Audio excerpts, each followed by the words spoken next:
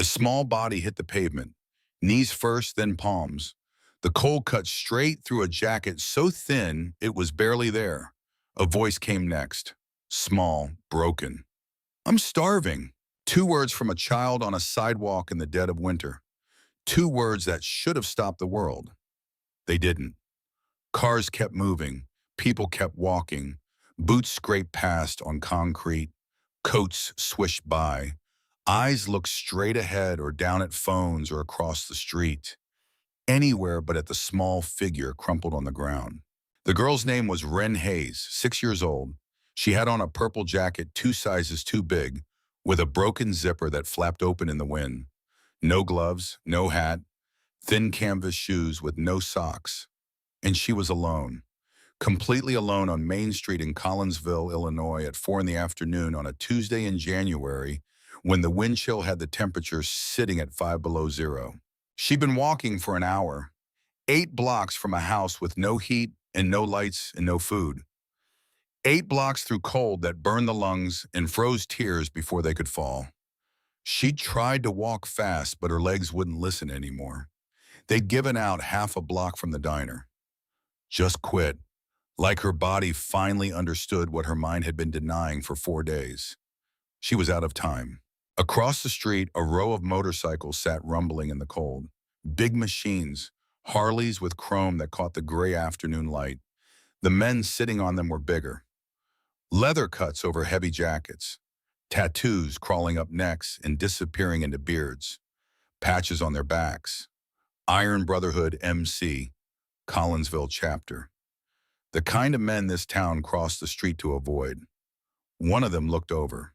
His name was Marcus Brennan, 35 years old, 6'4", 260 pounds, shaved head, a scar that ran from the bottom of his left ear all the way down to his collarbone. Sergeant at arms for the Iron Brotherhood.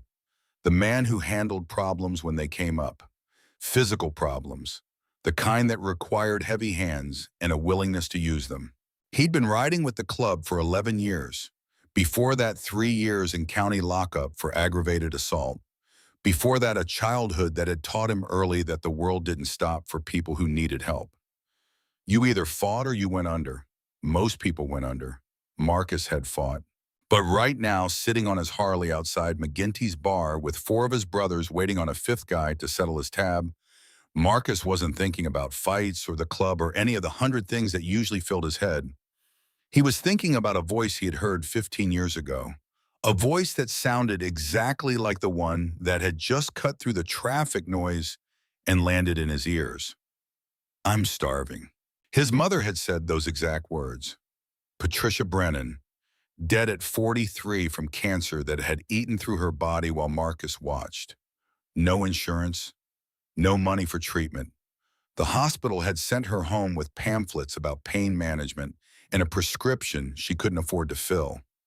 She died in a bedroom that smelled like sweat and sickness while Marcus held her hand and made a promise he'd spent 15 years breaking. "Promise me you'll never walk past someone who needs help." He'd promised, and then he'd walk past hundreds of people, thousands maybe. It was easier that way, safer. You didn't get involved. You didn't take on other people's problems. You kept your head down and you rode with your brothers and you minded your own business. That's how you survived. But now this little girl was on the ground 30 feet away, and Marcus could hear his mother's voice in his head. Not the weak whisper from her last days, the strong voice from before. The one that had read him stories and made him breakfast and told him that being strong meant helping people who couldn't help themselves. Marcus kicked the stand down on his bike, swung one leg off, stood up. The Harley rocked from the weight leaving it. Derek Morrison, short and stocky with a gray beard down to his chest, looked up. "Where are you going?" Marcus didn't answer. He just walked straight across Main Street without looking left or right. A pickup truck had to brake hard and the driver leaned on the horn. The sound was long and angry. Marcus didn't flinch, didn't turn, didn't even register it. He just kept moving toward the girl like the truck didn't exist, like nothing existed except that small body on the frozen concrete. He stopped about 5 feet from her, Didn't crouch down, didn't try to soften himself or look approachable. He just stood there, this massive figure in black leather with steam rising off his shoulders in the cold, looking down at a child who might weigh 40 pounds soaking wet. "Hey," he said. His voice was low, rough, the kind of voice that made rooms go quiet when it spoke. "When's the last time you ate?" Ren looked up at him. Her lips were cracked and gray. Her eyes were red but dry.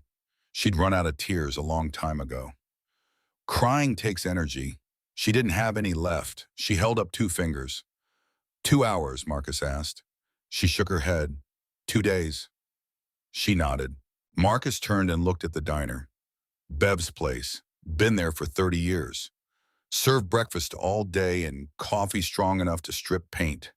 The closed sign was hanging on the door. The lights were off except for one in the back.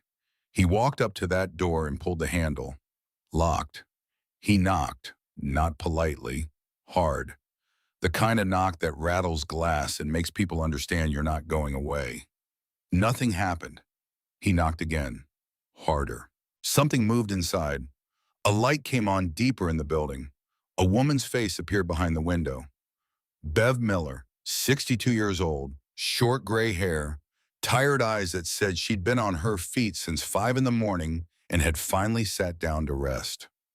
She saw Marcus standing on her doorstep and her whole face tightened. She shook her head and pointed at the closed sign like he couldn't read. Marcus didn't budge. He pointed over his shoulder at Ren, still sitting on the ground behind him. This tiny figure hunched on the concrete with her arms wrapped around her knees. Then Marcus leaned close to the glass, close enough that his breath fogged it, and he said something that nobody on the street could hear. "My mother died alone and hungry. I won't let it happen to this one." Whatever Bev saw in his face when he said those words, it worked. Her expression changed. The hardness cracked. She looked past Marcus at the girl, looked back at him. Then she reached down and unlocked the door. Marcus went back and picked Ren up. Not gently, not roughly, the way you lift something that needs to be somewhere warm right now. She weighed nothing, like picking up a bag of groceries. He carried her inside and set her down in a booth by the window. The vinyl seat was cold, but it was out of the wind. Bev was already behind the counter, turning on the grill, flipping switches, pulling pans out. She didn't ask questions, she just started cooking. Within 5 minutes, the other 4 bikers walked into the diner. Nobody had told them to come in. They'd seen Marcus carry the kid inside, and that was enough. Derek, Raymond Tucker, Tommy Walsh, and Carl Hansen. They sat down in the booth behind Ren, backs to the wall, facing the door, like it was instinct. Ray was the one who took off his jacket. He was 42, tall and thin, with a voice that didn't match his appearance at all. Soft, almost gentle, full-sleeve tattoos on both arms that told stories he never spoke about. He draped that jacket over Ren's shoulders. It had to weigh 15 pounds easy, swallowed her completely.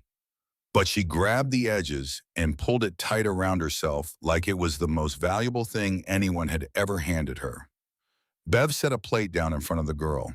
Scrambled eggs, toast with butter melting into the bread, 4 strips of bacon, a tall glass of milk. Ren didn't reach for the fork. She grabbed the bacon with both hands and bit into it so fast she started coughing. The food went down wrong. Her body had forgotten how to eat. Marcus reached over and put a heavy hand on her arm. "Slow," he said. "It's not going anywhere. Take your time." She slowed down, just barely, but she slowed. The diner went quiet except for the sound of the grill and the girl eating. The bikers drank coffee, watched the door, like they were standing guard over something that mattered. Bev brought out more food, a bowl of chicken soup, another glass of milk, a warm dinner roll. Ren ate every bit of it, scraped the bowl with a spoon, tore the roll apart with her fingers, and pushed every crumb into her mouth. Then she leaned back in the booth, Ray's jacket still swallowing her whole body, and her eyes started to close. The warmth and the food hit her system at exactly the same time, and her body just gave in to it. She was asleep in under a minute. The diner stayed quiet. Bev wiped down the counter with a towel she wrung between her hands like she was trying to squeeze something out of it. The bikers sat with their coffee. The grill clicked as it cooled down. Marcus looked at the sleeping girl, then at Bev. She walked here by herself, he said, in this cold, at 6 years old. Somebody tell me how that happens. Bev kept wringing the towel. I've seen her before. She comes around sometimes. Hangs near the door when we're open. Her mama lives over on Birch Street. Birch Street, Marcus repeated. He knew the area. Everyone in Collinsville knew it. The part of town people talked about quietly or not at all. Rundown houses with peeling paint, broken fences, chain link with weeds growing through it. The kind of block where the street lights had been burned out for months and nobody from the city ever came to fix them because nobody important lived there. Marcus looked back at Wren. She was out cold, breathing slow and steady, that tiny body curled into a ball inside a biker's jacket. For a long moment, everything in the diner felt still, settled. The danger was gone. The girl was fed. She was warm. She was safe. Felt like the end of the story. A hungry child found help. That's it. That's the whole thing. It wasn't the whole thing. Derek leaned forward across the table. His voice was low, careful. Marcus, that jacket she came in with, the purple one, pick it up. Marcus reached across the booth and grabbed Wren's jacket from where it had slipped onto the seat. He held it up. The zipper was broken. The fabric was worn through at both elbows. But that's not what Derek was pointing at. The inside lining was torn open along the seam, and stuffed into the lining were crumpled pieces of paper. Marcus pulled them out, one by one. A utility shut-off notice dated 3 weeks back. The words "Final Notice" stamped across the top in red ink. A past-due rent slip, also red ink, also stamped with words that said "Pay or Vacate." A receipt from a gas station for 1 bottle of water and a pack of crackers. Total $3.47. And then at the bottom, folded into a tight square, a note written in a child's handwriting. Big, uneven letters in pencil on lined paper torn from a spiral notebook. It said, "Please help us. Mama won't wake up. Baby brother is cold. We live at 247 Birch Street. Wren." Marcus read that note. His jaw went tight. He set the jacket down carefully, like it might break. He looked at Derek. Something passed between them that didn't need a single word. This wasn't a hungry kid who'd missed a couple meals. This was a 6-year-old who had been trying to save her own family for weeks, and nobody in this town had listened. Nobody had stopped. Nobody had looked close enough to see what was right in front of them. Marcus stood up from the booth. "Ray, stay with the girl. Nobody moves her. Nobody touches her." He looked at Bev. "Birch Street. How far?" 8 blocks south, left on Maple. Small white house with green shutters. You can't miss it. 247. Marcus was through the door before she finished talking. Derek and the other two were right behind him. 4 Harleys fired up on Main Street at the same time, and the roar of those engines echoed off every building on the block. People on the sidewalk stopped and stared. A woman pulled her child closer. A man stepped back into a doorway. They tore south. 8 blocks goes fast on a motorcycle even in the cold. Marcus pulled up to 247 Birch Street, and he knew something was wrong before his boots hit the ground. The front door was open, not cracked, not ajar, wide open. In 5 below weather with a wind that cut through leather, the front door of this house was standing wide open. He walked up the porch steps. They sagged and groaned under him. Inside the house was barely warmer than outside. No heat running. He could see his own breath in the hallway. The only light came from that one working street light half a block down. It leaked through the windows and made shadows that didn't quite reach into the corners. The living room had almost nothing in it. A couch with the cushions caved in, springs showing through tears in the fabric, a folding table with one leg propped up by a phone book. No TV, no pictures on the walls, no toys. Nothing that said a child lived here except a single coloring book on the floor with most of the pages torn out. The kitchen was worse.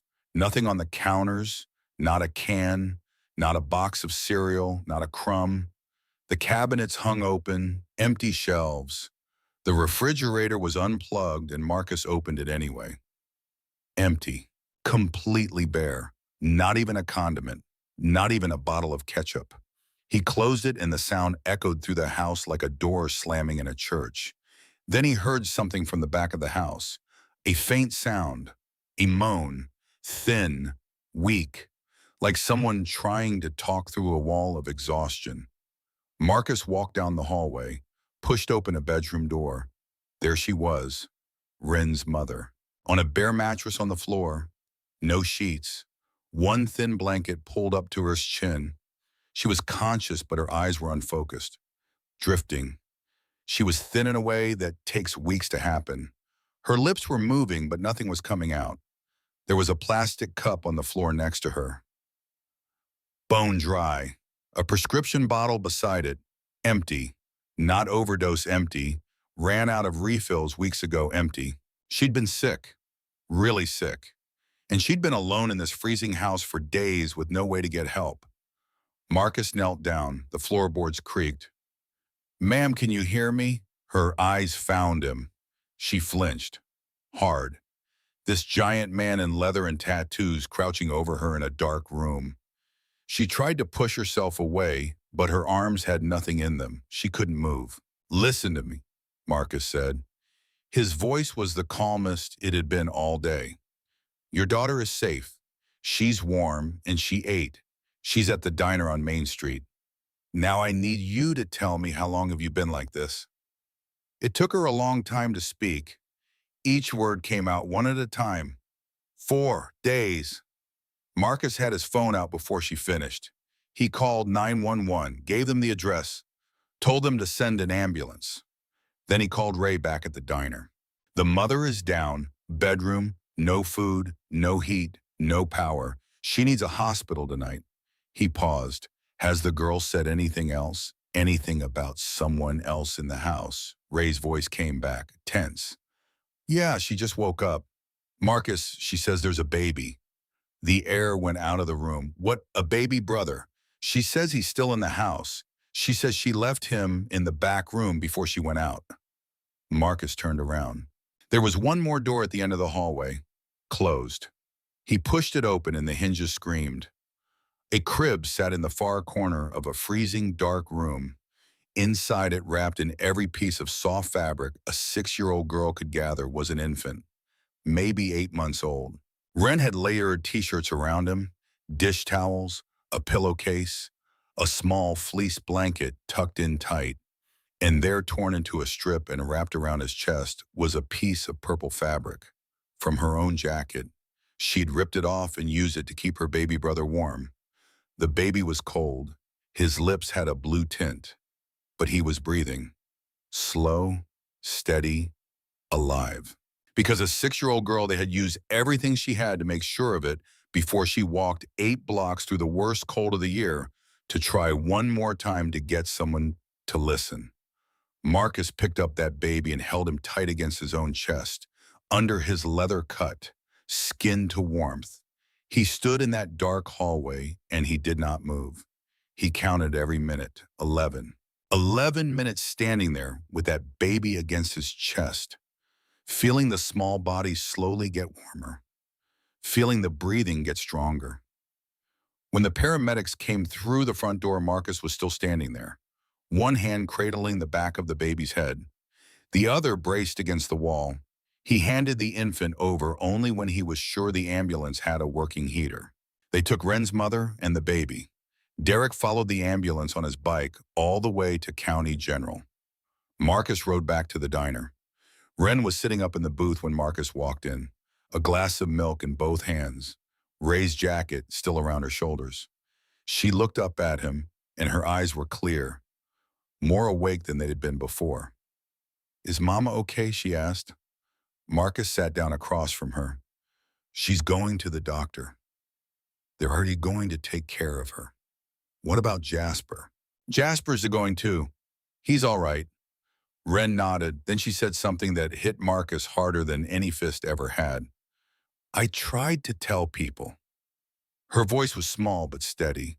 I went to the store and I told the lady at the counter.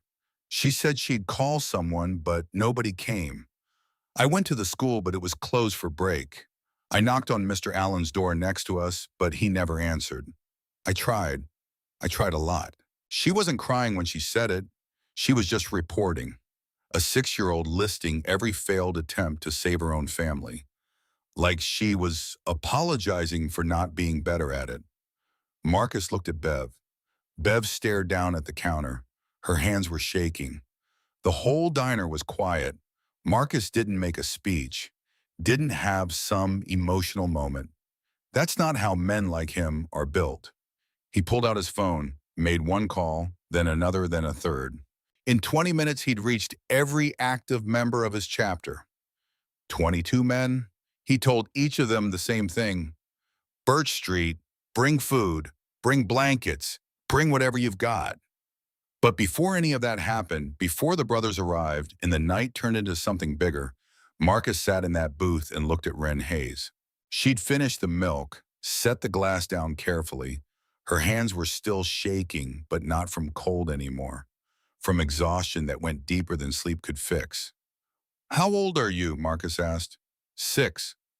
You got a birthday coming up. March. March what? March 12th. Marcus nodded. That's a good month for birthdays. Wren didn't say anything to that. She just looked at him with eyes that had seen too much for 6 years. You did good, Marcus said. Walking all that way, taking care of your brother, writing that note. You did real good. Mama said to stay inside, Wren said. She said keep Jasper warm and don't leave. But she stopped waking up and Jasper was crying, and I didn't know what else to do. You did the right thing. I was scared. I know. I thought nobody was going to help. Marcus leaned back in the booth. Somebody helped. You did? Yeah, I did. Wren pulled Ray's jacket tighter around herself. Why? It was a simple question. The kind a kid asks, but it cut straight to the bone. Marcus thought about his mother, thought about the promise he'd made and broken 1,000 times, thought about all the people he'd walked past because it was easier than stopping. Because I should have done it a long time ago, he said. The sound of motorcycles filled Birch Street at 7 that evening. 14 bikes, 22 men. They lined the curb in front of 247 like a military convoy. Marcus stood on the porch as they rolled up one by one.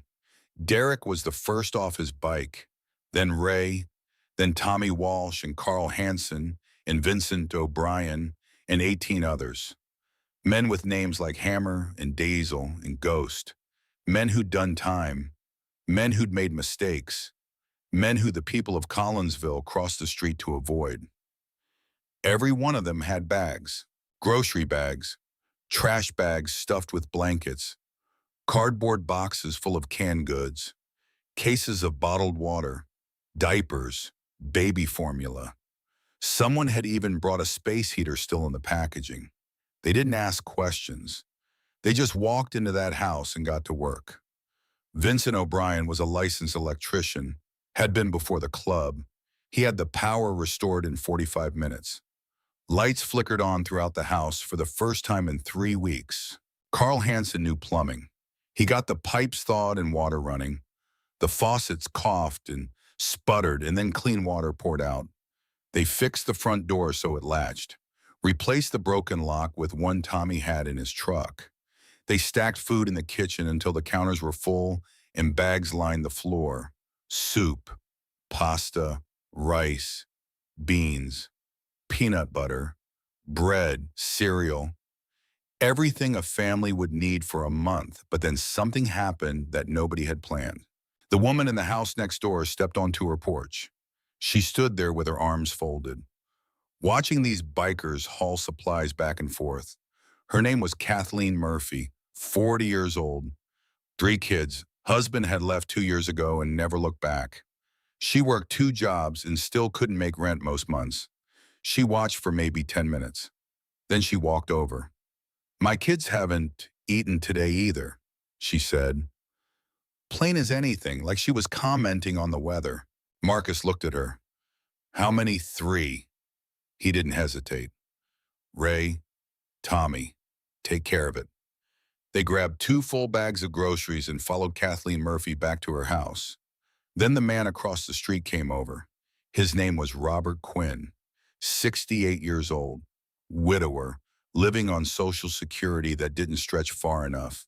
Same story, different address. Then a woman from 2 doors down. Then a grandmother from the end of the block. Birch Street started opening up the way a frozen river thaws, slowly at first, then all at once. One admission of need broke the seal and the rest followed. By 9 that night, Marcus and his crew had carried food and supplies into 7 separate homes on that one block. 7 families, all of them running on empty, all of them invisible to the rest of the town. This went on until well past midnight. Grown men in leather cuts and heavy boots carrying packages of diapers up sagging porch steps, handing cans of soup to an elderly woman who held the door open with her mouth hanging open because she couldn't believe what she was seeing. Tommy and Carl drove to the only 24-hour Walmart in the county, came back with a truck bed full of winter coats, kids' shoes, more canned goods. They paid cash, split the bill between them without anyone asking. By 11, someone had started a fire in a barrel on the sidewalk, not for warmth, just because people were standing around and needed something to gather near. Neighbors who hadn't spoken in months stood shoulder to shoulder with bikers who still had road dust in their beards. Nobody talked about what it meant. They just kept working, kept carrying, kept knocking on doors that had been shut for too long. One old man on the block grabbed Marcus by the arm as he passed. Son, who sent you? Marcus looked at him. Nobody sent us. And that was the truth. No charity had organized us. No church, no government agency, no fundraiser, just a man who heard a child's voice and decided not to keep walking. The old man nodded, didn't let go of Marcus's arm for a long moment. Then he said something Marcus would remember for the rest of his life. I've been living on this street for 40 years. First time anybody looked. By the time the sun came up on Wednesday morning, every house on Birch Street had food, had heat, had light. Marcus sat on the curb in front of 247. The street was empty now. His brothers had gone home one by one as the night wore on. The last of them Ray had left around 4 in the morning with a nod and nothing more. The sky was starting to turn gray. Not quite dawn, but close. Marcus was exhausted, the kind of tired that goes down to the bones, but he didn't leave. He sat there on that frozen curb and waited. At 6:30, a car pulled up. Derek got out. He'd been at the hospital all night. Mother's stable, he said. Severe dehydration, malnutrition, kidney infection that went untreated for weeks. But she's going to make it. And the baby, being held for observation, mild hypothermia. But the doctors said if that kid had been wrapped up any different, we'd be having a different conversation. Marcus nodded. The girl saved his life, Derek said. 6 years old, and she saved his life. They sat there on the curb together. 2 men in leather cuts watching the sun come up over a street that had been forgotten by everyone except the people who lived on it. You know what the mother's name is? Derek asked. No. Geneva Hayes, 28 years old, lost her job 2 months ago at Brennan Foods. Marcus looked at him. Brennan Foods, your uncle's company. The irony of it sat between them. Marcus's uncle, Richard Brennan, the family member who'd made something of himself, built a packaging company that employed 200 people, made millions, lived in a house on the north side of town with a pool and a 3-car garage. The same company that had laid off Geneva Hayes without a second thought when profits dipped. She applied for assistance, Derek said. Got denied because she was missing one document, some form from her previous employer. She tried to get it, but the office was closed for the holidays. By the time they reopened, she was too sick to go back. Who told you all this? One of the nurses. She recognized the address. Said Geneva had been trying to do everything right, called every number, filled out every form, but the system moved slow and she was falling fast. Marcus didn't say anything. Nobody helped her, Derek said. Not the company, not the government, not the neighbors, nobody. We did. Yeah, we did. They sat there until the sun was fully up. Then Marcus stood. I need to see her. She's not awake yet. I'll wait. Marcus walked into County General at 7 in the morning. The nurse at the desk looked up and her expression changed when she saw him. The leather, the tattoos, the scar. I'm here to see Geneva Hayes, he said. Are you family? No. Then I can't. I'm the one who called the ambulance. I'm the one who found her kid walking in the cold. I need to see her. The nurse looked at him for a long moment. Then she picked up a phone, made a call, hung up. Room 314, third floor. But she's sedated. She probably won't wake up. That's all right.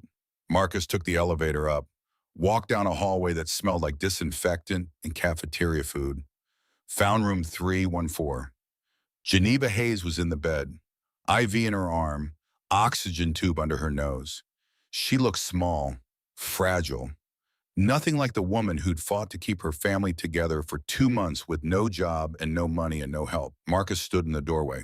A different nurse came by, older, gray hair, kind eyes. You the one who found her? Yes, ma'am. You saved her life and that baby's. Her daughter saved them. I just listened. The nurse looked at Geneva, then at Marcus. She's got a long recovery ahead, but she'll make it. And Child Services is going to want to talk to her when she wakes up. Make sure the kids are safe. They're safe, Marcus said. House has heat now, power, food, everything they need. The nurse raised an eyebrow. You did that, me and some friends? She nodded slowly. Well, that's something. Marcus turned to leave, but the nurse stopped him. Hey, what you did, that matters. Don't let anybody tell you different. Marcus didn't know what to say to that, so he just nodded and walked out. Back at the diner, Ren was still asleep in the booth. Ray had stayed with her all night. He looked up when Marcus walked in. How's the mother? Gonna make it. Good. Bev was at the counter. She'd opened the diner at 5 like she always did, but today there was a handwritten sign in the front window. Free breakfast. Birch Street families welcome. Marcus looked at the sign, then at Bev. You sure about that? I'm sure Bev said. I got a lot to make up for. You opened the door. That's more than most people did. I should have opened it sooner. Marcus sat down at the counter. Bev poured him coffee without asking. He drank it black and watched Ren sleep. She's going to remember this, Bev said. Not the cold, not the hunger. She's going to remember who helped. Good. What happens now? Now we make sure it doesn't happen again. How do we do that? Marcus thought about that, about Birch Street and all the families there, about how easy it had been to fix once people actually looked. Once people actually cared. We keep looking, he said. We keep caring. Bev nodded. Then she went back to the kitchen and started cooking. By 8 that morning, people started showing up. Not from Birch Street, from the rest of Collinsville. Paul Hendricks walked in first. The man who owned the hardware store, the same man who'd walked past Ren on the sidewalk the day before. He was carrying 2 space heaters and a box of extension cords. Heard about Birch Street, he said. Heard what you all did. He set the heaters on the floor. I want to help. Then came a woman from the pharmacy with bags of over-the-counter medicine. Children's vitamins, cough syrup, pain relievers.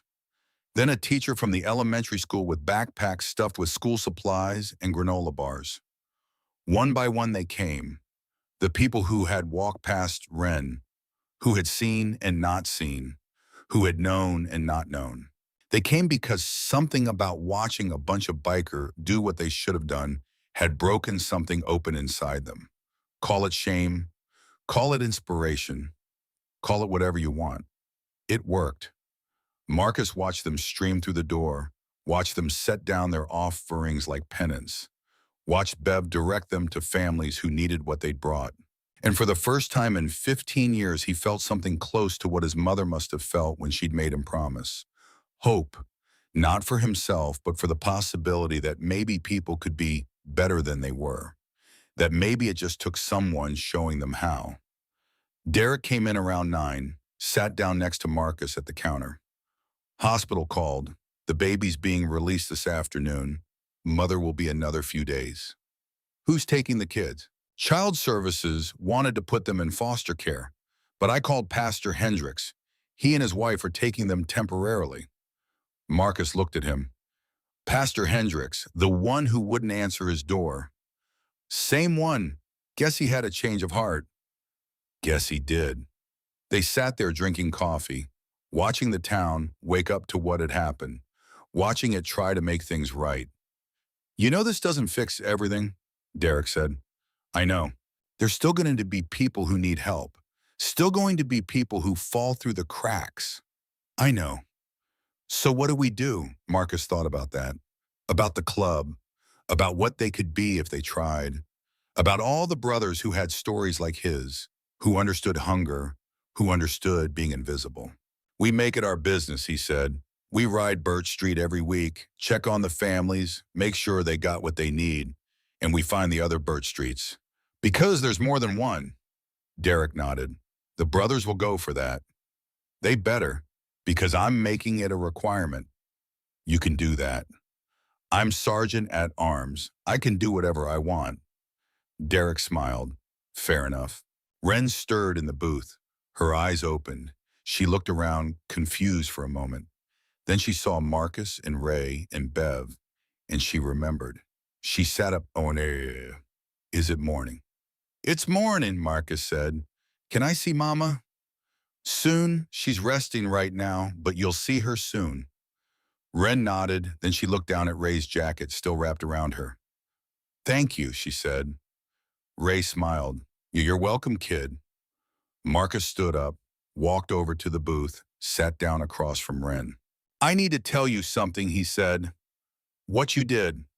Walking all that way to find help, taking care of your brother, that took more courage than most adults have. You saved your family. You understand that? Wren looked at him with those eyes that had seen too much. I was just trying to help Mama. I know, and you did. You helped her more than you know. She nodded, then she said something that made Marcus's chest tight. Are you going to leave now? What? Are you going to go away now that Mama's getting better? Marcus looked at this kid who'd been let down by everyone, who had every reason to believe that help was temporary, that people left. No, he said, I'm not going anywhere. You're going to see me around. A lot. You and your mama and your brother. We're going to make sure you're okay. Promise. And Marcus thought about the promise he'd made to his mother, the one he'd broken, the one he was finally keeping. Promise, he said. Wren smiled. It was small, fragile, but it was there. And in that moment, sitting in a diner on Main Street in Collinsville, Illinois, with a 6-year-old girl who had walked through hell to save her family, Marcus Brennan finally understood what his mother had been trying to teach him all those years ago. Being strong wasn't about fighting. It was about stopping. It was about listening. It was about doing something when everyone else kept walking. That's the whole thing. By the time the story of what happened on Birch Street made its way through Collinsville, it had already changed shape 3 or 4 times. That's how stories move in small towns. Not through news reports or official channels. Through phone calls, through conversations at the gas station, through the cashier at the grocery store mentioning it to a customer who mentions it to someone else. The basic facts stayed the same. A little girl, a biker, a street full of people who needed help and hadn't gotten it until 22 men on motorcycles decided to make it their problem. But the details shifted depending on who was telling it. Some people said there were 100 bikers. Some said they brought truckloads of supplies. Some said they broke down doors and forced their way into homes. None of that was true. But the part that mattered was the part about Wren Hayes walking 8 blocks in 5 below weather to save her family. The part about Marcus Brennan being the only person who stopped.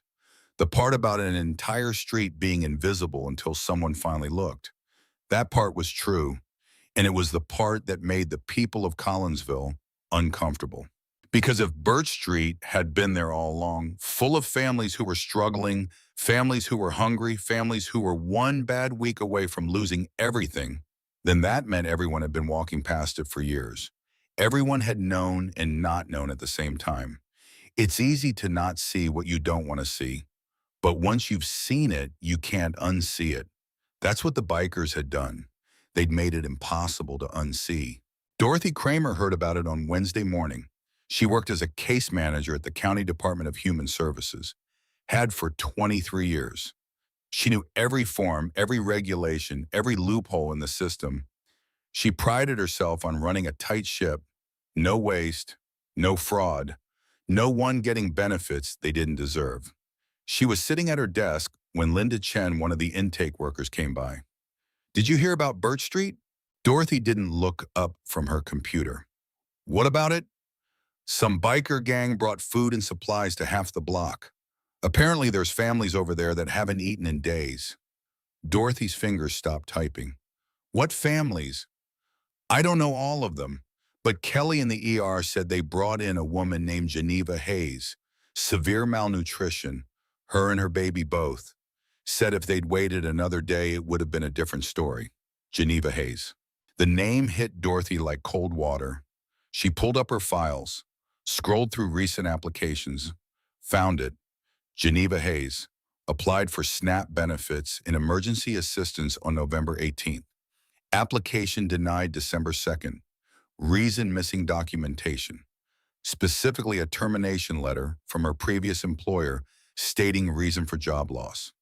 Dorothy remembered the case, remembered the woman who'd sat across from her desk, young, tired, 2 kids, no husband.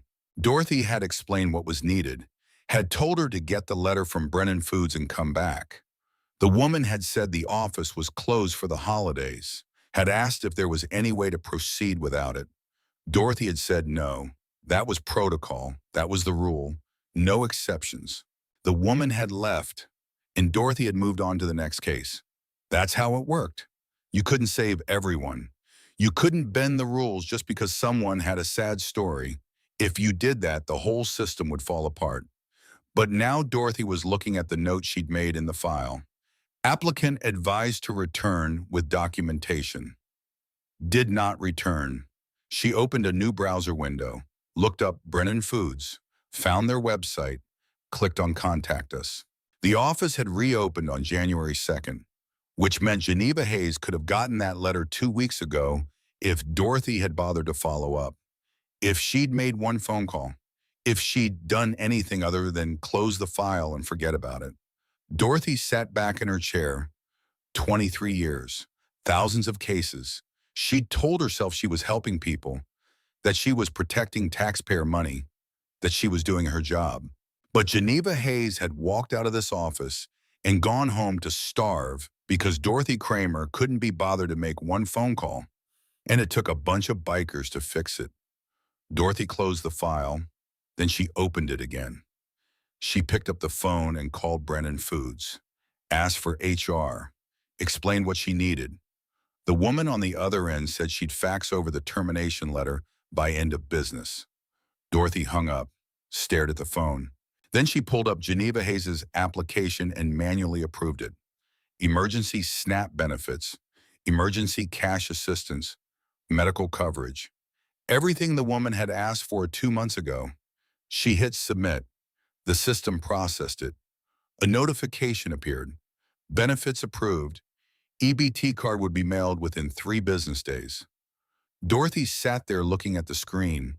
It had taken her 4 minutes. 4 minutes to do what she should have done in November. She thought about going to her supervisor, explaining what had happened, but she didn't, because explaining it would mean admitting she'd been wrong, would mean admitting she'd let someone fall through the cracks because it was easier than picking up the phone, would mean admitting she'd almost killed a woman and 2 children because she cared more about protocol than people. So she didn't say anything.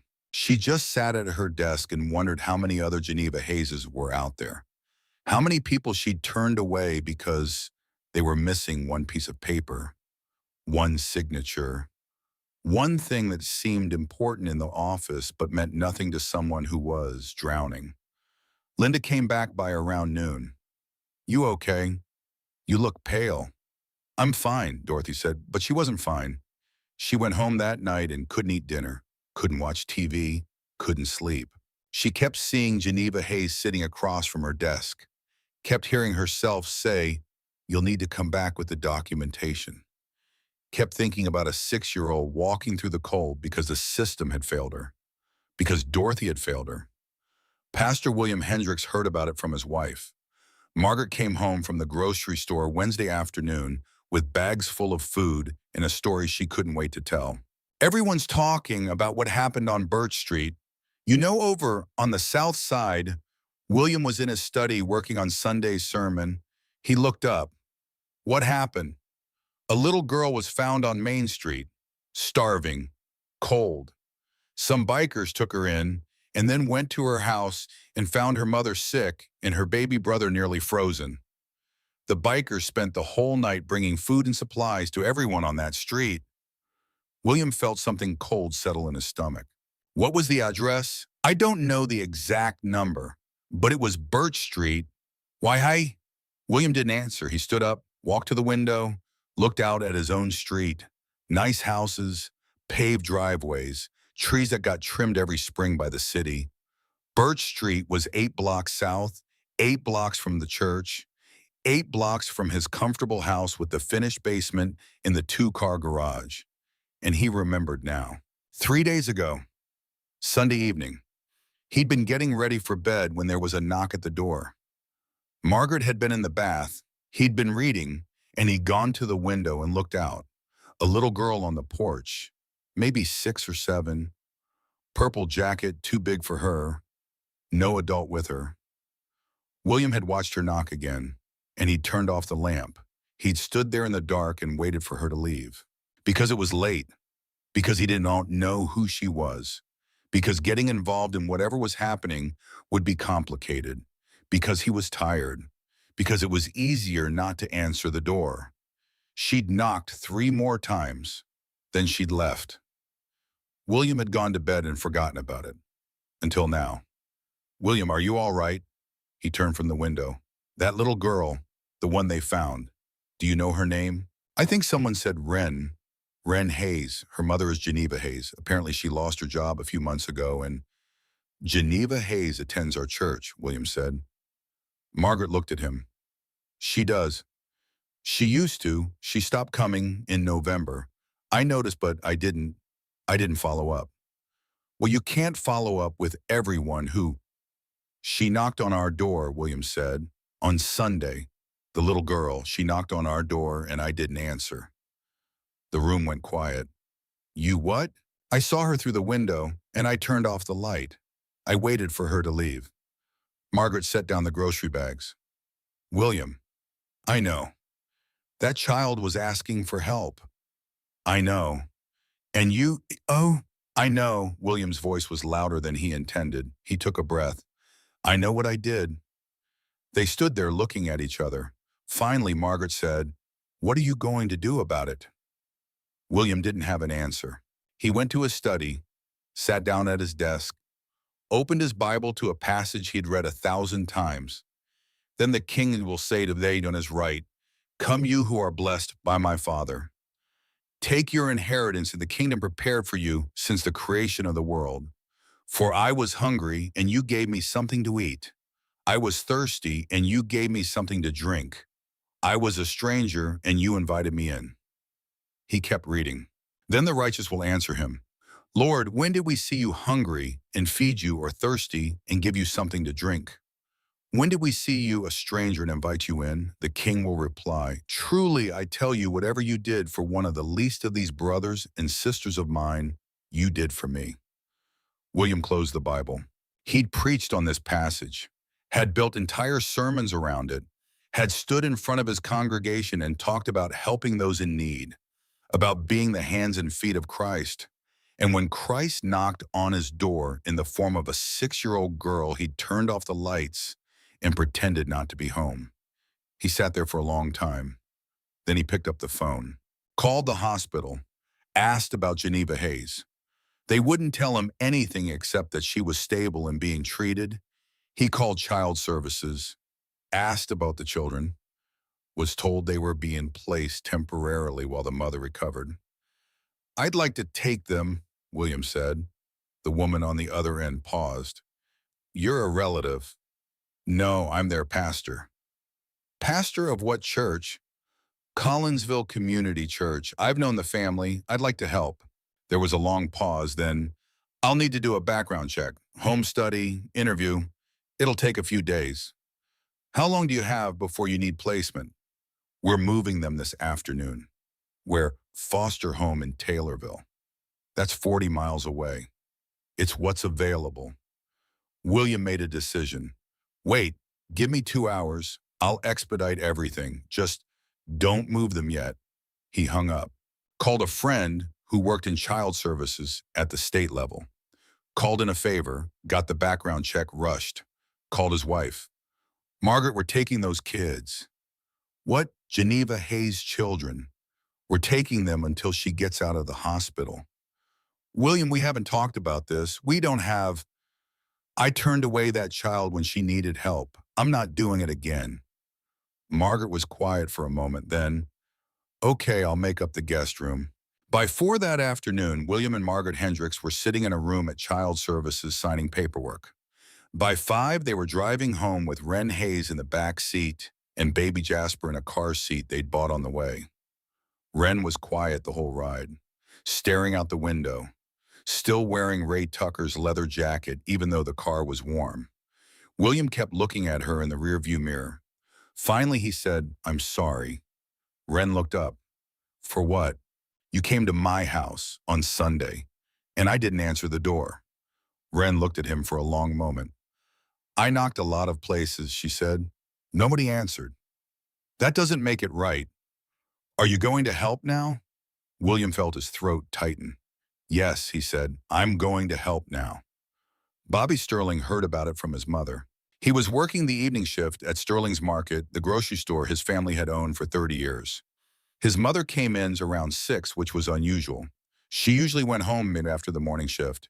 She walked straight up to him at the register. "I need to talk to you."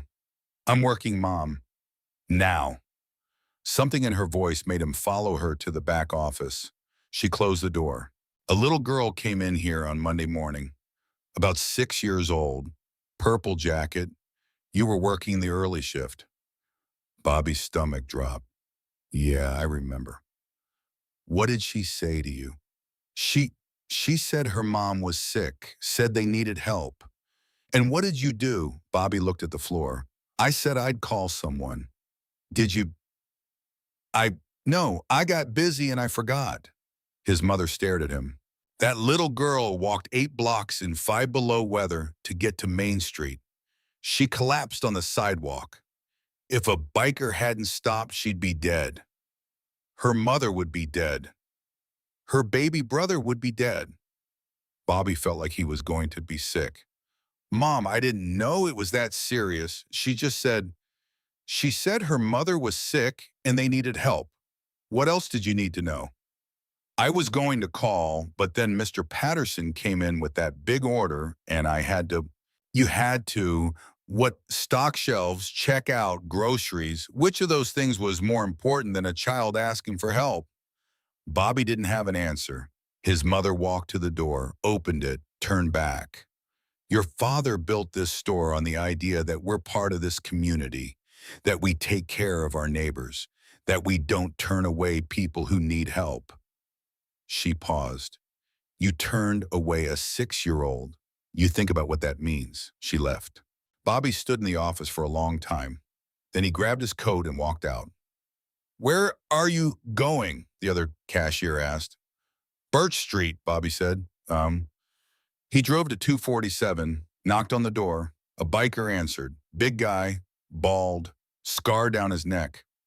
"Yeah, I'm Bobby Sterling. The little girl came to my store on Monday. She asked for help and I said I'd call someone and I didn't. The biker looked at him, didn't say anything. I want to make it right, Bobby said. What do they need?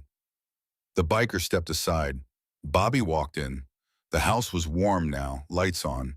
Smelled like someone had been cooking. Another biker was in the kitchen. Tall, thin, tattoos everywhere. Who's this? He asked. Says he wants to help, the bald one said.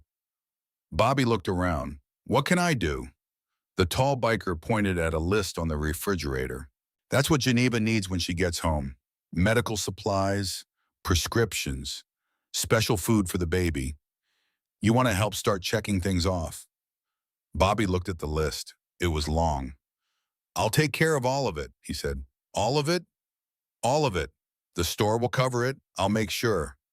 The bald biker nodded. Then you better get started. Bobby left, drove back to the store, started pulling items, formula, diapers, vitamins, thermometers, first aid supplies. His mother came back around 8, saw him filling boxes. What are you doing? Making it right, Bobby said. She watched him for a moment, then she started helping. By the time they finished, they had 6 boxes packed. Take the truck, his mother said. And Bobby, yeah, you don't forget this. You don't forget what happens when you walk away. I won't, Bobby said, and he meant it. The story kept spreading. By Thursday morning, half the town knew. By Thursday afternoon, the other half had heard. And something strange started happening. People started showing up at Birch Street, not just with donations, with questions. Why hadn't anyone known? Why hadn't anyone helped? The answer was simple and hard at the same time. Because nobody looked. Because it was easier not to see. Because Birch Street was 8 blocks away and might as well have been 8 miles. But now they were looking. And what they saw made them uncomfortable. Houses with roofs that leaked. Porches with steps missing. Yards full of weeds because people were too tired from working 2 jobs to mow. Kids in coats that didn't fit. Old people sitting on porches in the cold because their heat didn't work. All of it had been there all along. They just hadn't seen it. Marcus spent most of Thursday at the hospital. He sat in the waiting room on the 3rd floor, didn't go into Geneva's room, just waited. Around 2 in the afternoon, a doctor came out. Are you family? No. Then I can't. I'm the one who found her. I need to know if she's okay. The doctor looked at him for a long moment. She's stable, recovering. We're keeping her a few more days for monitoring, but she should make a full recovery. And the baby? Being released this afternoon, Pastor Hendricks is taking both children until she's ready to go home. Marcus nodded. Can I see her? She's asleep. I'll wait. The doctor sighed. Room 314. Don't wake her up. Marcus walked down the hall, pushed open the door. Geneva was in the bed, still had the IV, still had the oxygen tube, but she looked better. Color in her face, breathing steady. Marcus stood in the doorway. He didn't go in, didn't want to disturb her. He just stood there for a minute, making sure she was really okay. Then he turned to leave. Wait. Her voice was quiet, rough from days of not using it. Marcus turned back. Geneva's eyes were open, looking at him. You're the one who found us, she said. Yes, ma'am. Wren told me. She said a big man with a motorcycle brought her food and went to our house. Marcus nodded, Geneva's eyes filled with tears. You saved my children. Your daughter saved your children. I just listened when she asked for help. Nobody else did. Marcus didn't know what to say to that. Geneva wiped her eyes. I tried to do it right. I applied for help. I called everyone I could think of. But the system, it moves so slow and I was falling so fast. I know. I told Wren to stay inside, to keep Jasper warm. I didn't want her to go out in that cold. But she did anyway. She's a brave kid. She's 6 years old. She shouldn't have to be brave like that. No, Marcus said. She shouldn't. They were quiet for a moment. Then Geneva said, Why did you help? You don't know me. Marcus thought about his mother. about the promise, about all the years he'd spent walking past people who needed help because it was easier than stopping. Because someone should have, he said. Geneva nodded, started crying again. I don't know how to thank you. You don't need to thank me. Just get better. Your kids need you. I will. Marcus turned to go. Wait, Geneva said again. What's your name? Marcus Brennan. Thank you, Marcus Brennan. He nodded and walked out. By Friday, the local paper had picked up the story. The Collinsville Herald ran it on the front page. Bikers save Birch Street family. The article was written by a young reporter named Sarah Mitchell. She'd interviewed Bev Miller, interviewed some of the neighbors on Birch Street, tried to interview Marcus, but he wouldn't talk. The article was mostly accurate, got the basic facts right, but it didn't capture what had really happened. It didn't capture the sound of Wren's voice saying, I'm starving. Didn't capture the look on Marcus's face when he read that note. Didn't capture the moment when Birch Street opened up and admitted what it had been hiding. Didn't capture the shame of a town realizing it had walked past people who needed help for years. But it did include one quote from Bev Miller that made Marcus read the article twice. I've lived in this town my whole life. The men I was most afraid of turned out to be the only ones who gave a damn. Marcus folded the paper and set it on the counter at the diner. Bev was pouring coffee. You read it? She asked. Yeah. You mad I talked to them and no? I didn't mention you by name. I saw. Bev poured his cup, set the pot down. You know what I realized, she said. When that little girl collapsed outside my door, I realized I'd seen her before. Seen her hanging around. Seen her looking hungry. And I never did anything about it. You let her in when I asked. After you made me look. After you pointed her out. But I'd seen her before that, and I walked right past. Marcus didn't say anything. I got a daughter, Bev said. Had a daughter, Annie. She died 10 years ago, heart defect. She was 7. I'm sorry. After she died, I told myself I'd pay attention. I'd notice kids who needed help. I'd be the kind of person who didn't let children suffer. She wiped down the counter even though it was already clean. Then Wren showed up and I walked right past her, just like everyone else. But you didn't walk past her when it mattered. Only because you made me stop. Marcus drank his coffee. We all need someone to make us stop sometimes, he said. The club met Friday night. All 22 members of the Collinsville chapter. They gathered at the clubhouse on the east side of town, an old warehouse they'd converted into a meeting space, bar in one corner, pool table, couches that had seen better days. Marcus stood at the front. You all know what happened this week, he said. We helped some families on Birch Street, brought them food, got their power back on, made sure they had what they needed. The room was quiet. Now I'm going to tell you what happens next. He pulled out a map, spread it on the table. It showed Collinsville divided into sections. There's 3 other streets like Birch Street in this town, maybe more. Places where people are struggling and nobody's paying attention. We're going to find them. We're going to help them. One of the members, a guy named Hammer, spoke up. We're a motorcycle club, Marcus. Not a charity. We're whatever we decide to be. The other chapters are going to think we've gone soft. I don't care what they think.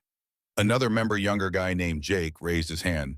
How do we pay for this? Food for one street is one thing, but multiple streets?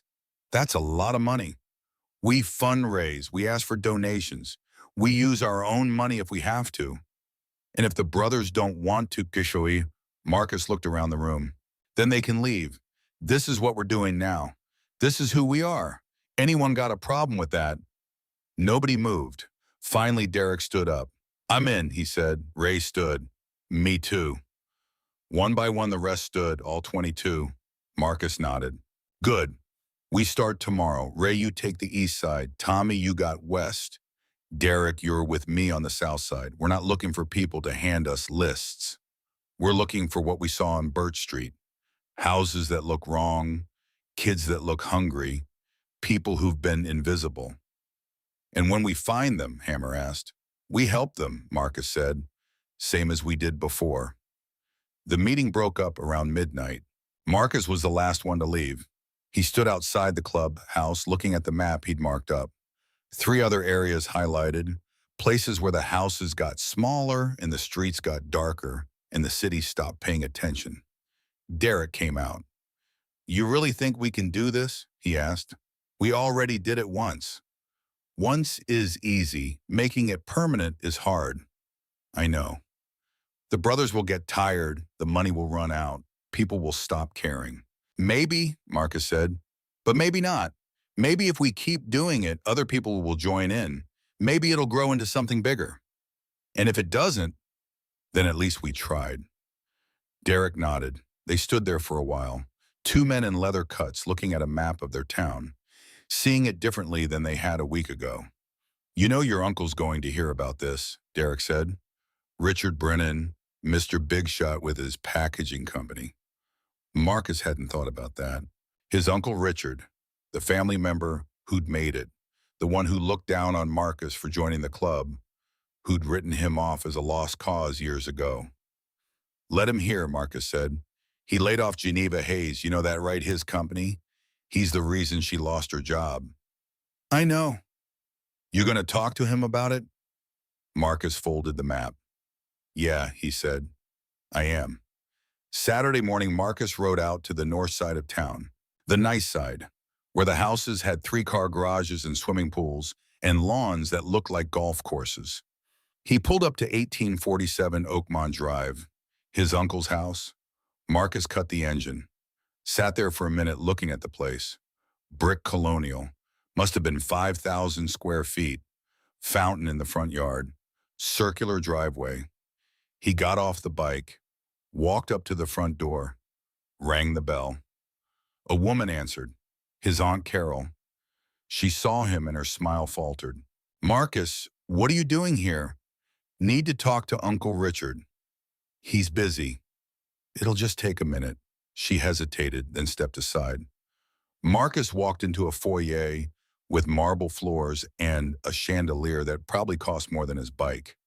Richard Brennan came down the stairs, 58 years old, gray hair, expensive suit even on a Saturday. He saw Marcus and stopped. What do you want? Got a question for you. I'm busy. This won't take long. Richard sighed, led him into a study, leather chairs, fireplace, wall of books that looked like they'd never been opened.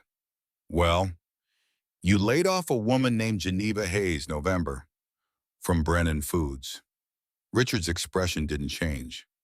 We laid off 30 people in November. Had to cut us. What about it? She had 2 kids, no husband, no family, no safety net. That's not my problem. She almost died. Her kids almost died because she lost that job and couldn't get back on her feet. Richard looked at him. And you think that's my fault? I think you made a choice. Cut costs instead of finding another way. 30 people lost their jobs so you could keep your profit margin. That's business, Marcus. You wouldn't understand. Maybe not, but I understand that when you make choices like that, people suffer. Real people, not numbers on a spreadsheet. Richard stood up. I'm not going to be lectured about business by someone who spent the last 11 years in a motorcycle gang. Club, not gang. Whatever you want to call it. You've made your choices. I've made mine. If that woman couldn't find another job, that's not on me. Marcus looked at his uncle, at this man who shared his blood, but nothing else. You're right, Marcus said. It's not all on you. It's on everyone who walked past her. Everyone who saw she was struggling and didn't help. Everyone who decided it wasn't their problem. And you think you're better. You think you figured it all out.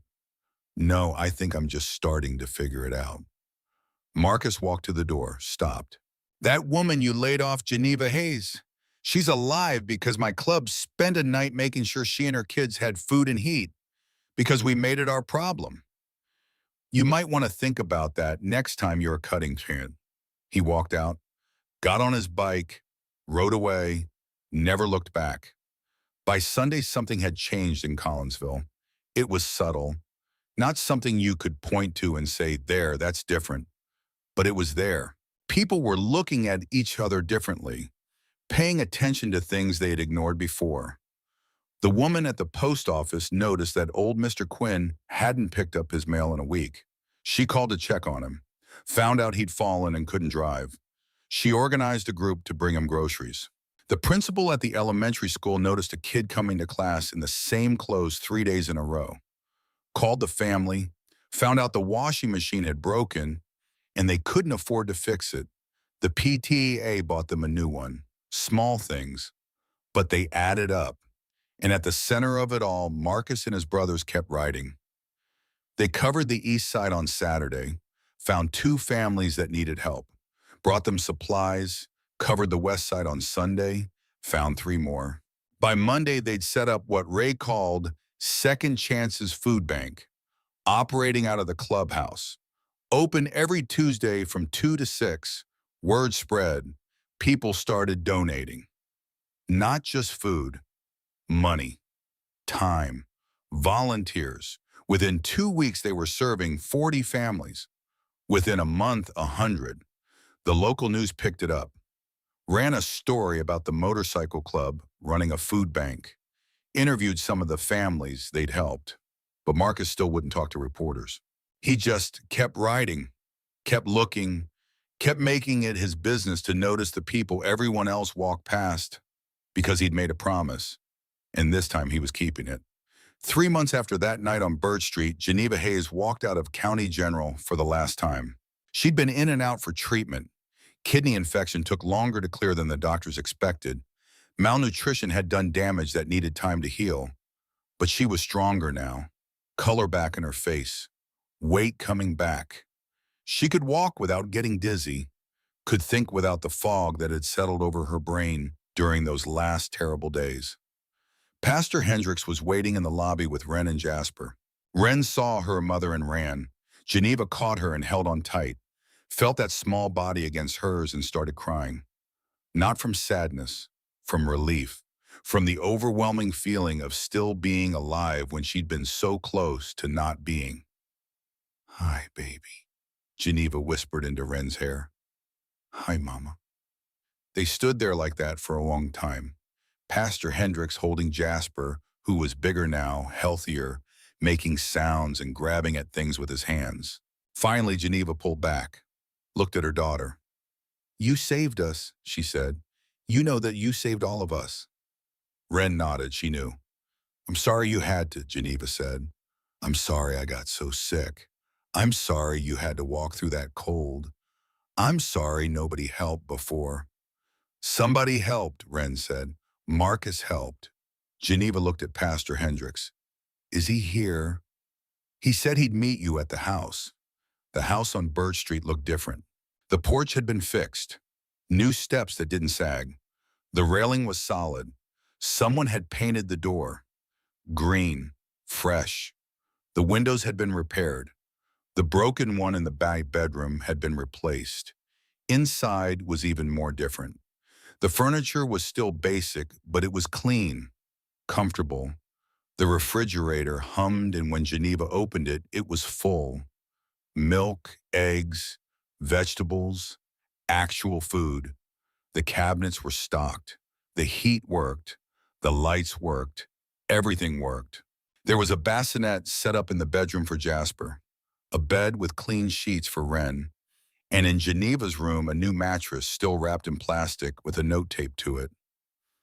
"Welcome home." The brothers Geneva stood in the middle of her house and cried again. Everything she'd lost was back. Not the same, better, because 22 men on motorcycles had decided to care. There was a knock at the door. Geneva opened it. Marcus stood on her porch, hands in his pockets, looking uncomfortable in a way that suggested he didn't do this sort of thing often. "Mr. Brennan," Geneva said, "Marcus is fine. Come in, please." He stepped inside, looked around. Vinny and Tommy did the electrical. Carl fixed the plumbing. We all pitched in on the furniture. If there's anything else you need, you've done more than enough. We wanted to make sure it was right. Geneva looked at this man, this biker with the scar and the tattoos who everyone in town had spent years avoiding. This man who had saved her life. "I don't know how to thank you," she said. "You don't need to." "Yes, I do. You and your friends. You gave me my life back.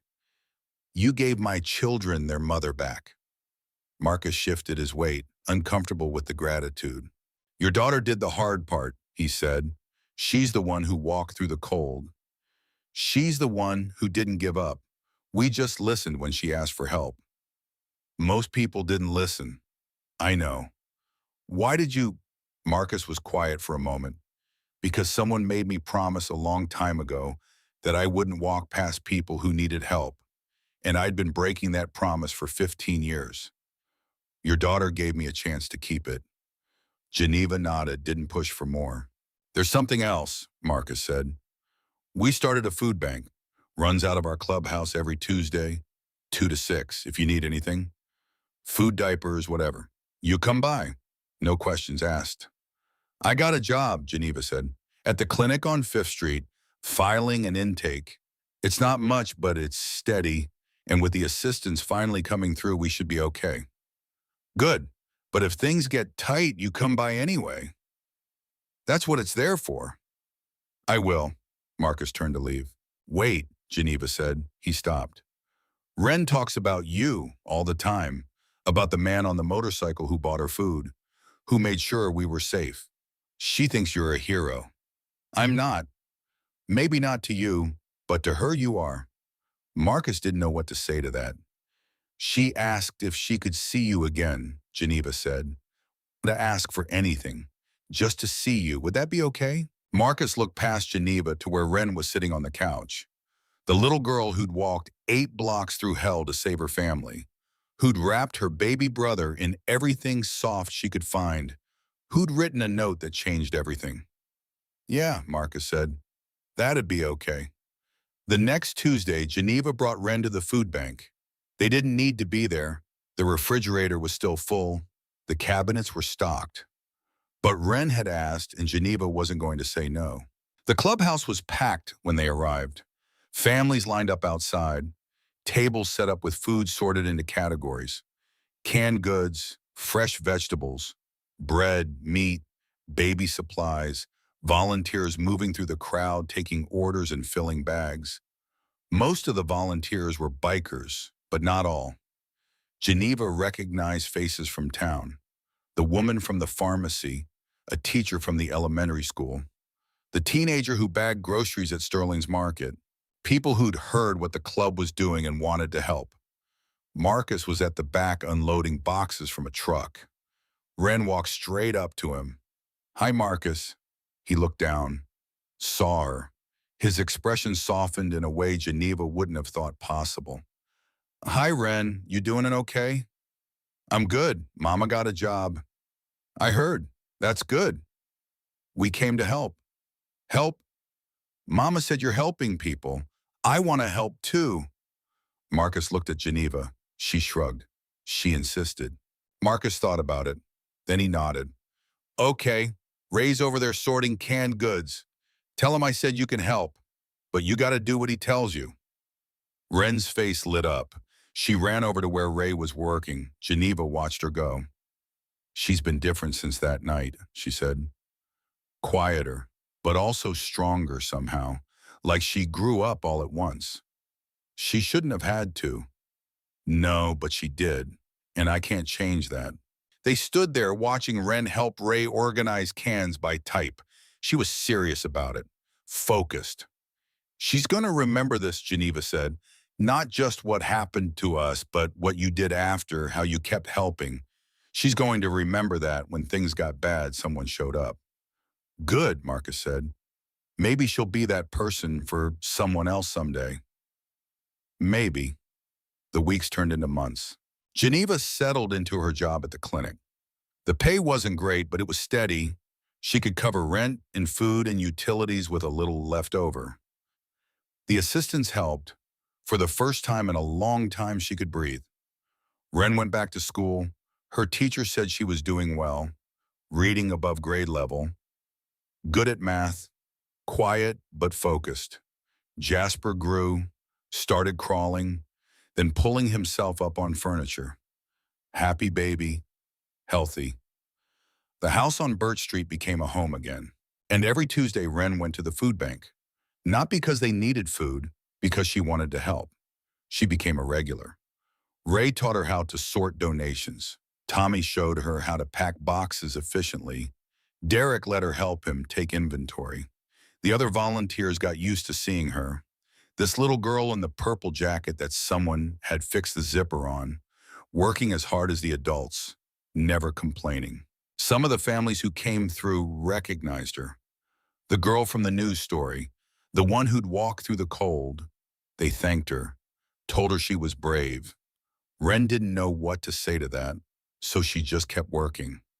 6 months after that night, something happened that nobody expected. Richard Brennan showed up at the food bank. It was a Tuesday afternoon. Marcus was in the back when one of the volunteers came and got him. "There's someone here to see you." "Who?" "Says he's your uncle." Marcus walked out front. Richard was standing by the entrance, looking around at the operation, the tables of food, the families in line, the volunteers working. He saw Marcus and walked over. "Can we talk?" Marcus crossed his arms. "We got nothing to talk about." 5 minutes. Marcus looked at Derek, who nodded. He'd cover things. They walked outside, stood by Richard's car, a Mercedes that probably cost more than most people on Birch Street made in a year. "I read about what you're doing here," Richard said.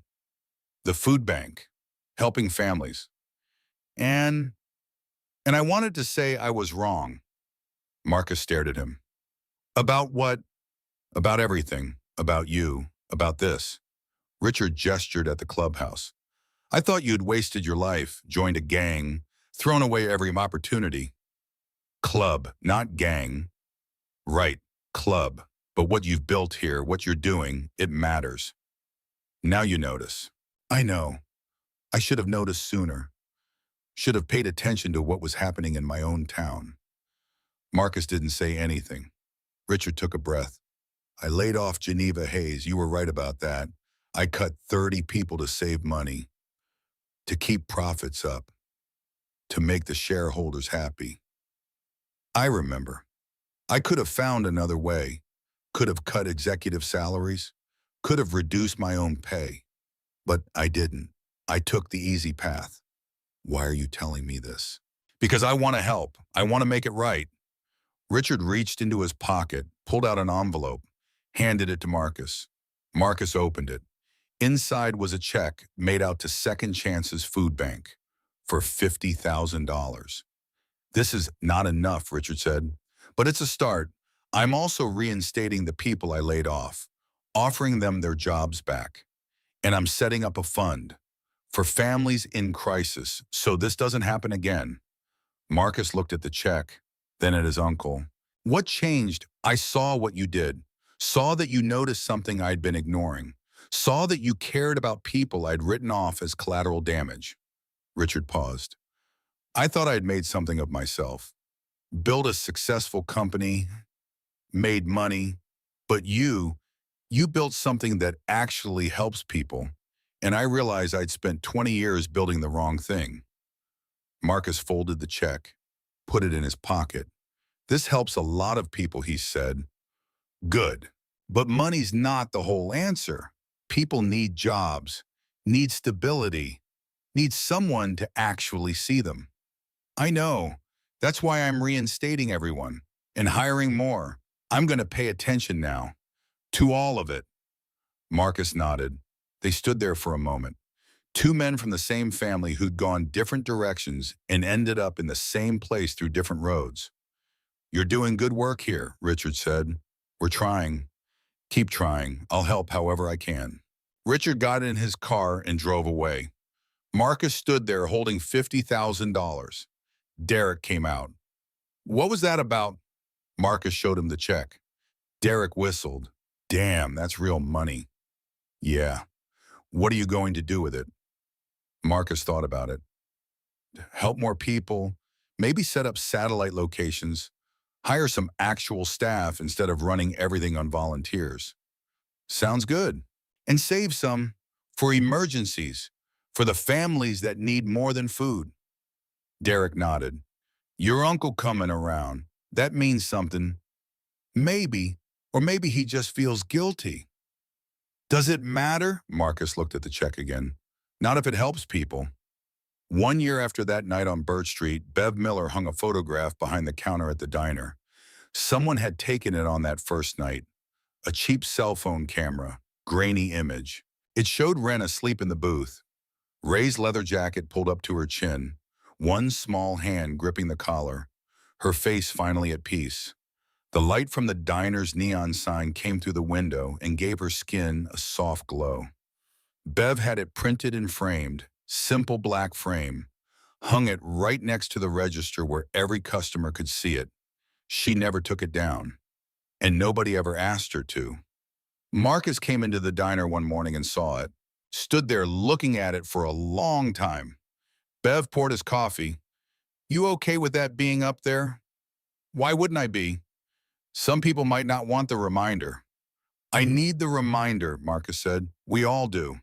He sat at the counter, drank his coffee. You know what I think about, Bev said. I think about all the times I saw that girl hanging around outside. All the times I could have asked if she needed help. All the times I walked right past. You can't change what happened. No, but I can remember it, can make sure I don't walk past again. Marcus nodded. That's all any of us can do. 3 years after that night, Wren Hayes turned 9 years old. Her birthday fell on a Tuesday, which meant she spent it at the food bank like she did every week. Geneva tried to talk her out of it. You should be with your friends, having cake, being a kid. I'll do that after, Wren said. Right now I want to help. So she went. And when she got there, the clubhouse was decorated. Streamers, balloons, a banner that said, Happy Birthday, Wren. All the bikers were there. Ray and Derek and Tommy and Carl and Vincent and 18 others, plus volunteers, plus families they'd helped. There was a cake, 9 candles. Wren walked in and stopped. Stared. What is this? Marcus stepped forward. You spend every Tuesday here helping other people. Figured we could spend one helping you celebrate. Wren's eyes got wide. The whole room sang happy birthday, loud and off-key and full of affection. She blew out the candles, made a wish. Later, after cake and presents and chaos, Geneva found Marcus outside. Thank you for this. Ray organized it, not me. But you made this place, you made it possible. Marcus shrugged. She's a good kid. She is, and you're a big part of why. I just gave her a place to help. You gave her more than that. You showed her what it looks like to care, to notice people, to do something when everyone else walks away. Geneva paused. I'm going back to school. Got accepted into a nursing program. Start in the fall. That's good. It's because of you, because your club helped us get stable, gave me time to figure things out. I'm going to be a nurse, going to help people the way you helped us. Marcus nodded. You'll be good at it. I hope so. They stood there watching through the window as Wren laughed with the bikers. This little girl who'd walked through hell and come out stronger. She wants to be a social worker, Geneva said. Says she wants to help families like ours. Make sure kids don't have to walk 8 blocks in the cold to get help. She tell you that? Last week, said she wants to fix the system that failed us. Marcus smiled, actually smiled. She's going to do it too. I think you're right. 15 years after that night on Birch Street, Wren Hayes walked across the stage at Southern Illinois University. She was 21 years old, bachelor's degree in social work, honors graduate, job already lined up at the County Department of Human Services. Geneva was in the audience crying. Jasper was there too, 15 years old now, tall, strong, on the football team, straight A student. And in the back row, wearing their leather cuts over button-down shirts, were Marcus and Ray and Derek. They'd driven down for the ceremony, wouldn't have missed it. After it was over, Ren found them. You came. Of course we came, Marcus said. She hugged him. This man who had saved her life when she was 6, who'd given her a place to help when she needed purpose, who'd shown her what it meant to actually care. I got my assignment, she said, start next week. Where? County Department of Human Services, Collinsville office. Marcus raised an eyebrow. Same office that turned your mother away. Same office, but I'm going to make sure that it works better, going to make sure no one else falls through the cracks.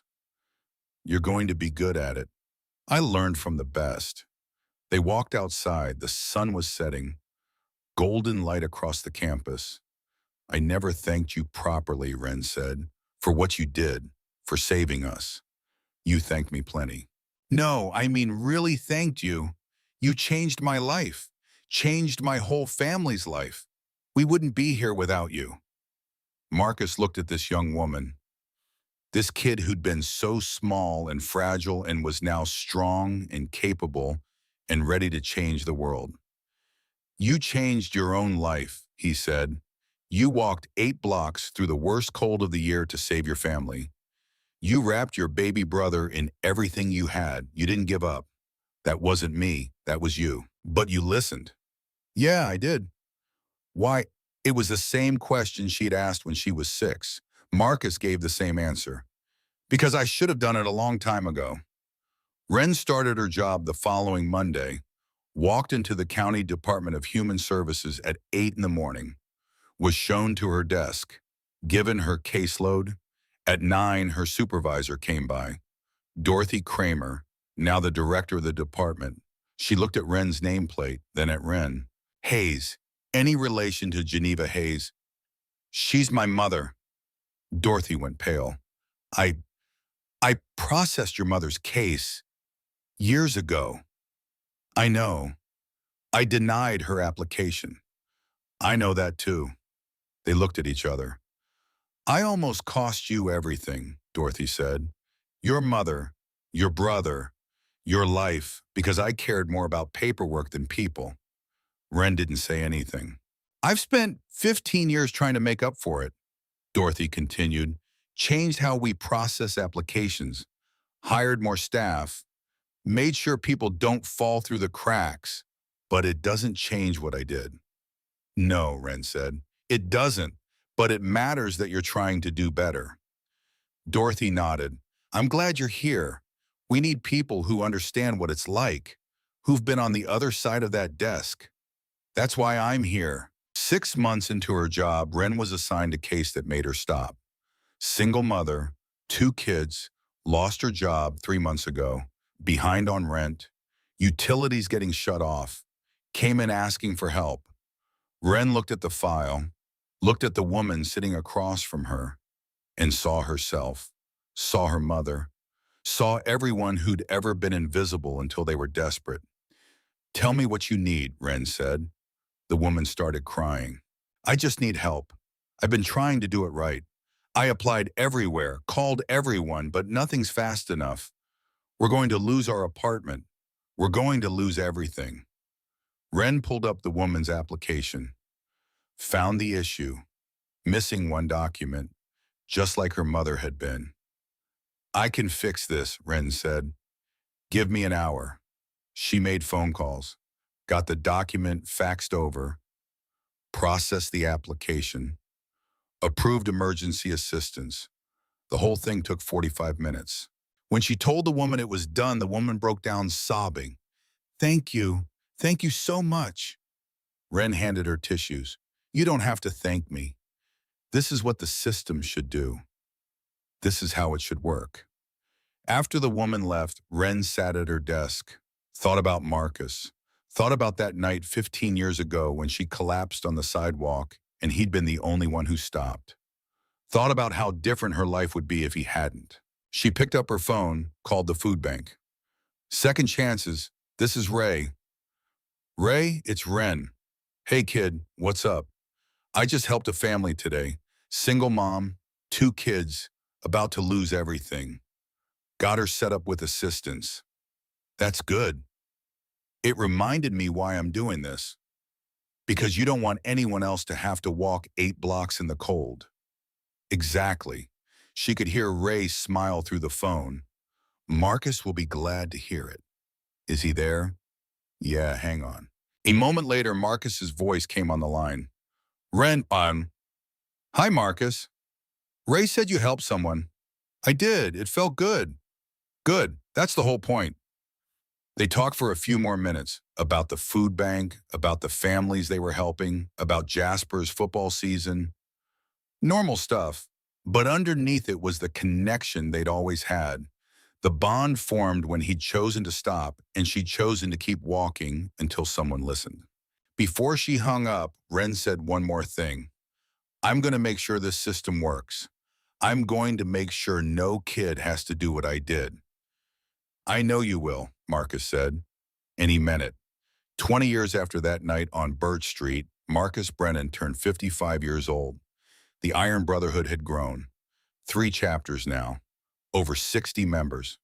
The food bank had expanded into a full nonprofit with paid staff in satellite locations in 3 counties. They served over 500 families a week. Marcus had stepped back from day-to-day operations, let younger members run things. But he still rode Birch Street every month, just to check, just to make sure. On this particular Tuesday, he was riding alone when he passed 247. The house looked good. Geneva had bought it a few years back, fixed it up proper, fresh paint, new roof, garden in the front yard. A car was in the driveway, Geneva's car. Marcus slowed, stopped, knocked on the door. Geneva answered. Older now, 53, but healthy, strong. She'd been a nurse for 12 years. Marcus, what a surprise. Just riding through, wanted to say hi. Come in. He stepped inside. The house was warm, comfortable. Pictures on the walls now, family photos, Ren's graduation, Jasper's football team, Geneva in her nursing scrubs. A life built on the foundation of that terrible night when everything had almost ended. Coffee, Geneva asked. Sure. They sat at the kitchen table, the same kitchen that had been bare 20 years ago. Now it was full, lived in. Jasper got a scholarship, Geneva said. Illinois State, full ride. That's great. He wants to be a firefighter after. Says he wants to help people. Marcus smiled. Both your kids turned out good. They did, because you showed them what good looks like. I just listened when your daughter asked for help. You did more than that. You gave them a future. Gave me a future. They drank their coffee. Ren stopped by last week, Geneva said. Said she's getting promoted. Supervisor position. Youngest person ever to get it. She's earned it. She has, and she told me something else. What's that?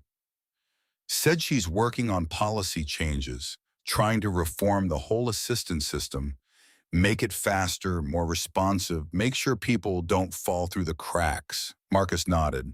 She'll do it too. I know, she's stubborn, like her mother. They laughed. After a while, Geneva said, Can I ask you something? Sure. That night, when you found us, when you helped us, did you know it would turn into all this, the food bank, the nonprofit, helping hundreds of families? Marcus thought about it. No, I just knew a kid needed help and nobody else was stopping. So you stopped? Yeah, I stopped. Geneva reached across the table, took his hand. Thank you for stopping. Marcus squeezed her hand. You're welcome. 3 months later, Marcus got a call. It was Ren. Can you meet me at the diner, Bev's place? When, or ma'am, now if you can. He rode over, found Ren sitting in the same booth where she'd fallen asleep 20 years ago. He sat down across from her. What's up? She slid a folder across the table. I wanted to show you something. Marcus opened it. Inside were documents, official looking, state letterhead. He read through them. It was a new policy for the Department of Human Services, called the Rapid Response Initiative. The policy required caseworkers to expedite applications for families in crisis, required same-day processing when children were involved, required follow-up within 48 hours, required the system to move fast when people were falling. At the bottom of the last page was a name. Principal author Ren Hayes MSW. Marcus looked up. You did it. We did it. The whole team worked on it. But yeah, it's done. Gets implemented next month. How many people will this help? Thousands. Maybe tens of thousands. Anyone who's where we were. Anyone who's falling and needs the system to catch them fast. Marcus set the folder down. Your mother would be proud. She is proud. I called her first. And second was me. Second was you. They sat there for a moment and then Ren said, I never told you what I wished for. What? On my 9th birthday, at the food bank, when I blew out the candles. I never told you what I wish for. You don't have to tell me. I want to.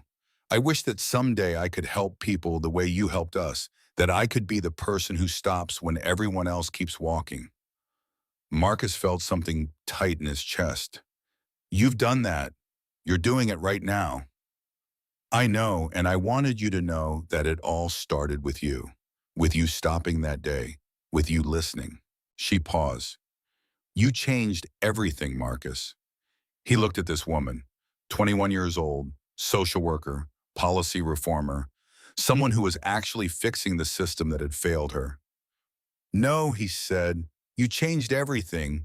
I just gave you a chance. The photograph still hangs behind the counter at Bev's place. Ren asleep in the booth, raised jacket around her shoulders, face peaceful. New owners run the diner now. Bev passed away 5 years ago, but they kept the photo up. Because the story matters. Because people need to remember what happens when you stop, when you listen, when you care. Marcus still rides Birch Street once a month, still checks on the houses, still looks for signs that someone might need help. The street looks different now. Houses fixed up, kids playing outside, people who are visible again.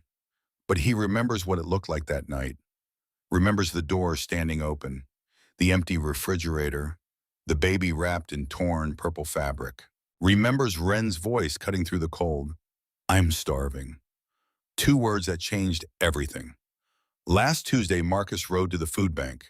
Second Chances is huge now, serves 700 families a week, has a building of its own, paid staff, grants, corporate sponsors. Richard Brennan's company still donates. Richard himself volunteers sometimes. Marcus walked in. The place was packed. Families everywhere. Volunteers moving through with purpose. And there in the back helping a young mother load groceries into her car was Ren. She came in every Tuesday, had for 15 years, even with her job, even with her new policy work. She still came because she remembered. She saw Marcus and waved. He waved back, watched her help the mother, watched her smile at the woman's kids, watched her be the person who stopped when stopping mattered. Derek came over. You look proud. I am. We did good, didn't we, all those years ago? We did what we should have done. Same thing. Marcus thought about that. No. Doing what you should do isn't the same as doing good. It's just being human. Derek nodded. Fair enough. They stood there watching the operation run, watching people help people, watching the system work the way it was supposed to. You ever think about that night, Derek asked. Every day. Any regrets? Marcus thought about the 15 years before that night, all the people he'd walked past, all the promises he'd broken. Then he thought about the 20 years after. The families helped, the lives changed, the system reformed. No, he said, no regrets. Somewhere in Collinsville right now, there's probably someone falling, someone who lost a job, someone who got sick, someone who's one bad week away from losing everything, someone the system doesn't move fast enough to catch. But because of what happened on Birch Street 20 years ago, there are people watching now. Caseworkers who process applications the same day, neighbors who actually check on each other, Teachers who notice when kids come to school in the same clothes. Volunteers at food banks who see people as people, not numbers. People who stop, who listen, who care, not because they have to, because they understand what happens when no one does. That's the whole story. A little girl said two words. A biker heard them. And on one frozen night on a street that everyone else had forgotten, the toughest men in town turned out to be the only ones willing to care. 20 years later, that choice is still echoing, still changing lives, still reminding people that being strong isn't about fighting. It's about stopping. It's about listening. It's about doing something when everyone else keeps walking. And sometimes that makes all the difference.